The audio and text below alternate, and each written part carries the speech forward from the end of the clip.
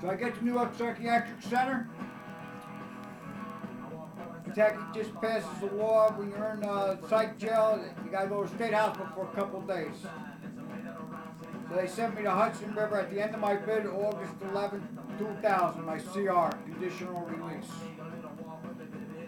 So I get to Hudson River, I'm 106 pounds in a wheelchair with 6 teeth in my mouth. And I told the guy, send me back to jail, I'll max out. He said, no, Tom, we're family and we're going to bring you back. And when I first got to Hudson River, too, they had to put me in the hospital. I had pneumonia, they put me on oxygen. And they called my mother up, said, come quick, they didn't think I was going to make it. I never felt like I was going to make it. You know, I OD'd 3 times in Harlem. I got hit by a drunk driver and the virus almost took my life a few times, and I had PCP pneumonia twice, and I had hepatitis C.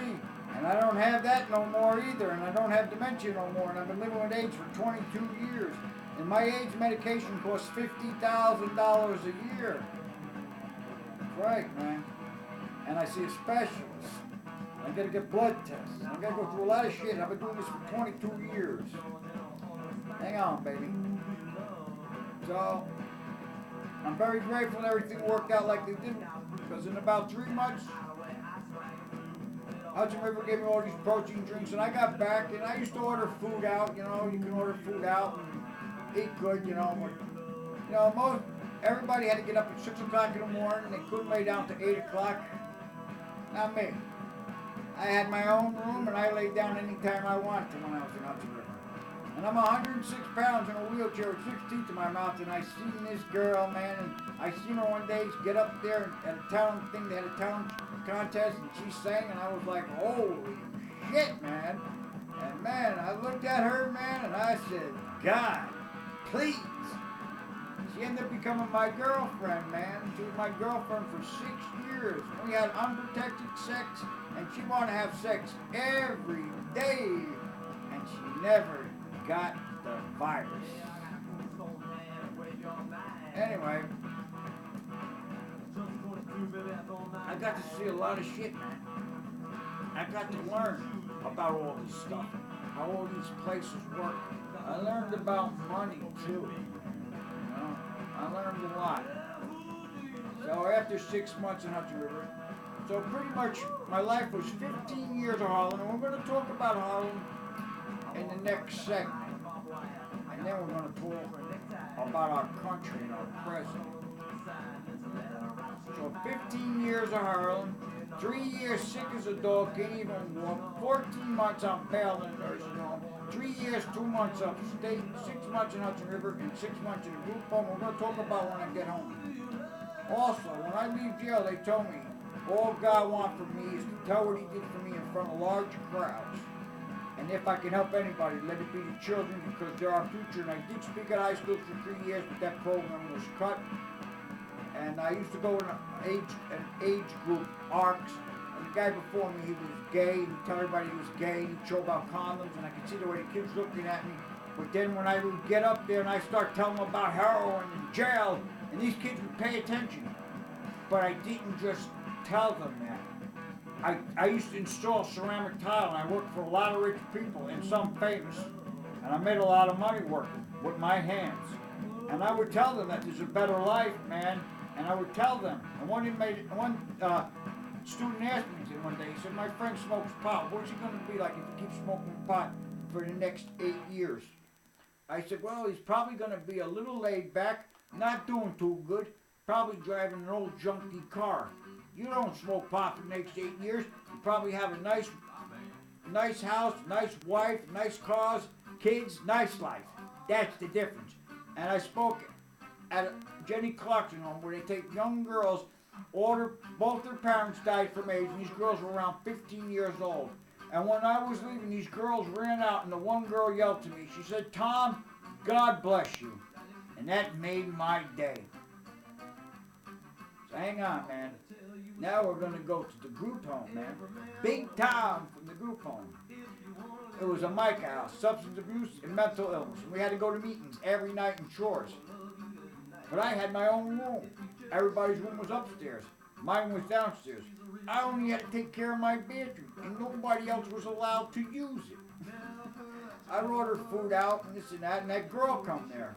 And we hit it right off, and she'd sneak in my room every night, you know what I mean? So I don't know, you know what it is? Wherever I was, I just accepted where I was, and I made the best of it. I mean, what could you do? Somebody said I wasted a lot of years of my life. I don't feel like it, you know? I mean, it was an experience, you know what I mean? I rode with it, man.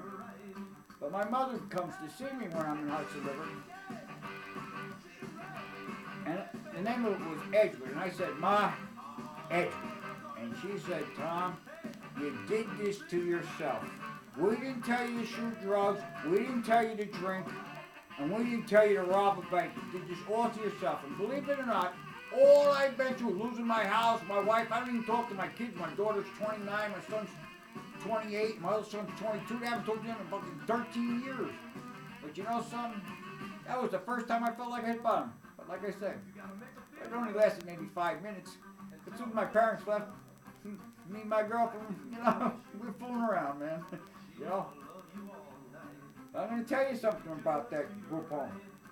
You see, they want to move me into an apartment in Poughkeepsie, and right down the road, it's almost like Harlem. And it's explaining about, in the group home too, they get $900 a person. SSI makes a difference. So now they're going to move into an apartment. And the girls tell me they're going to get $900 from me. And I'm going to have a roommate, I don't even know, a black guy. And they're going to get $900 from him. And she's explaining they're going to give us $259.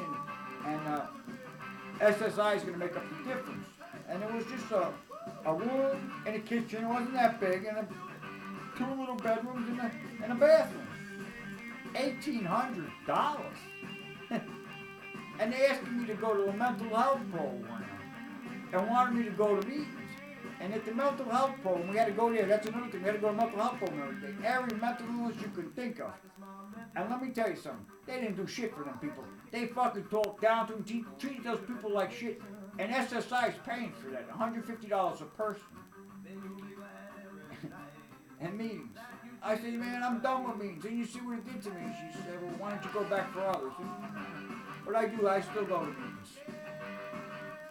And when I get home, August 15, 2001, I go and see my doctor, and he says, if your age don't kill you, your liver will. And I say, hey, doc, I felt fine. I'll see you later. And now, because this new age meds I'm on, it took away my hepatitis C, man. My doctor said only 5% of the people get that. And I got it, baby. And now,